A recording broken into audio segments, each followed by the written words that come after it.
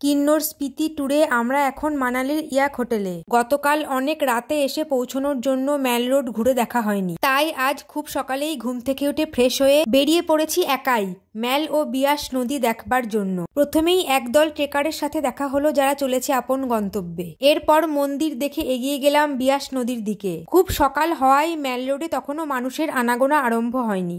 Auto স্ট্যান্ডের এই পাশের রাস্তাটি সোজা চলে গিয়েছে বিয়াস নদীর দিকে। পুরো ম্যাল রোড জুড়ে রয়েছে প্রচুর হোটেল, রেস্টুরেন্ট, ট্রাভেল এজেন্টের অফিস ও কেনাকাটা করার প্রচুর দোকান। হাঁটতে হাঁটতে পৌঁছে গিয়েছি প্রাণোচ্ছল বিয়াস নদীর ধারে। ভূগোল বইতে পড়া বিপাশা, যার স্থানীয় নাম বিয়াসের সাথে প্রথম দেখাতেই আপ্লুত হয়েছিলাম। এখন শান্ত ও স্নিগ্ধ লাগলেও বর্ষার সময় এ ভয়ঙ্কর রূপ ধারণ করে। সঙ্গে নিয়ে চলে দুপারের গ্রাম, শহর, কৃষিভূমি, জনবসতি। নদীর পাড়েই রয়েছে মন মুগ্ধ করা পাহাড়ি গাছেদের দল। খুব তাড়াতাড়ি ফিরছি পরের শর্টসে। টাটা।